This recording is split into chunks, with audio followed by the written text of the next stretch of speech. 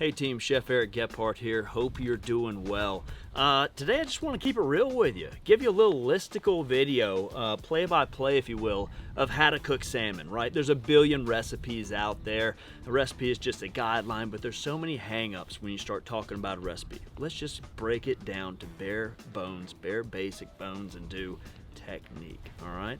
I got a 500-degree surface. Yeah, I'm using a Kamado Joe. It's got a soapstone on it, but you could be using a pan, you could be using a saute pan, a cast iron pan, whatever. Let's not overthink it. First things first, we're gonna pour a little bit of oil onto our hot surface. I'm using canola oil. I don't care if you got grapeseed oil or peanut oil, whatever you've got.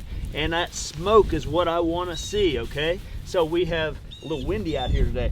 We have brought our surface to smoking point. That's number one. Number two, let's take a look at our gorgeous salmon here. We're just gonna start with a little salt and pepper. And I'll cut this into two pieces because this is another tip I wanna give you. Make it manageable. If you don't have a spatula large enough to flip this baby, don't put yourself in a bind, okay? So we're gonna take our knife and we're just gonna easy peasy trim it right there. I feel good about this, I feel good about this, I feel good about this, all good, okay? Next thing I'm gonna tell you is we want to put our presentation side down first. So if we're not gonna show skin side, that'd be the flesh side going down first. If we're gonna present it skin side up, our skin side goes down first.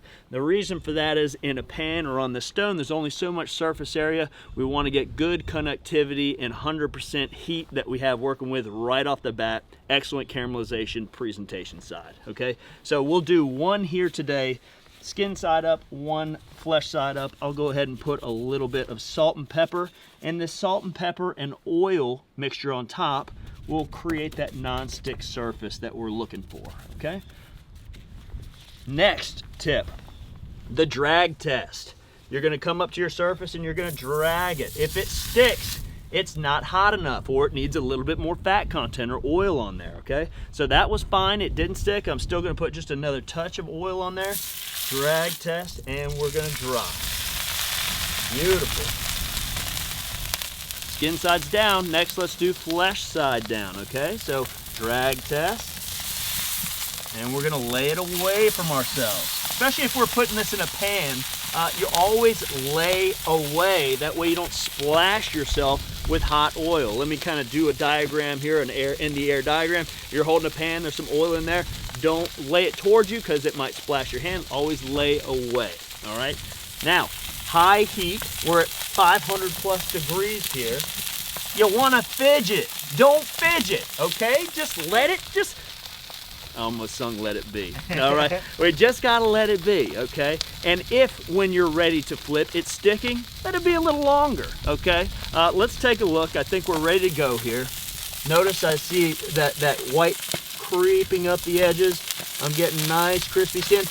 But that's not quite what I'm looking for. I like the edges, but I want that center skin to crisp up just a little bit more.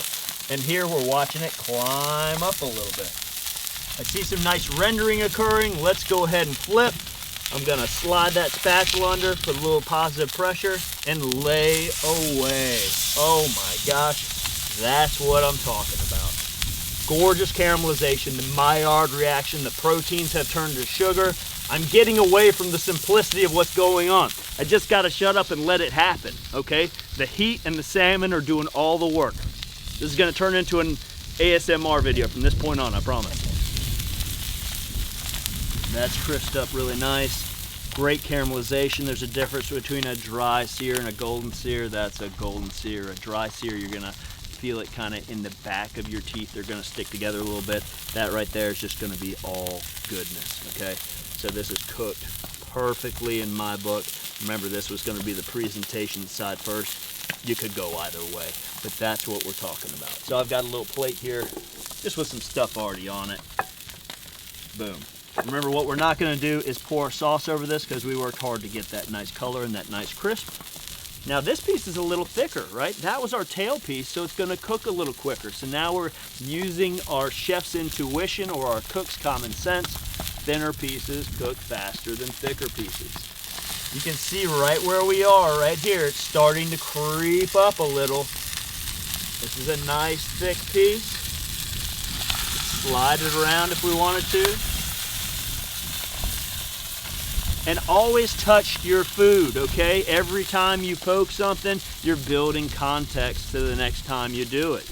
Once I cut into this, I'll remember what it felt like when I pushed it, and I'll say, oh, that was a little too firm, or that wasn't firm enough. I need to leave it on. So always constantly learning, and I think that's something that brings us back to the flame each and every time. Whenever I'm plating, I put the narrower side or the thinner side up. And look at that. 2 gorgeous pieces of Quarry Arctic salmon, one skin side up, one flesh side up. Remember what we talked about? We talked about using your cook's intuition. We talked about salt and pepper, oil, the drag test, making sure that it's hot enough, okay? Making sure it's not gonna stick on us, right? Take the stress out of cooking, and salmon does a great job for you on the grill that already with those beautiful amounts of fat in there, that healthy fat, those omega-3 fatty acids, gorgeous stuff. Let the heat, let the salmon do the work, all right? Tons more great recipes, tips, and techniques coming to you from all the social channels on Quarry Arctic Salmon. Check it out. It's delicious and nutritious, and we could all use a little bit of both of those in our lives. Cheers, team.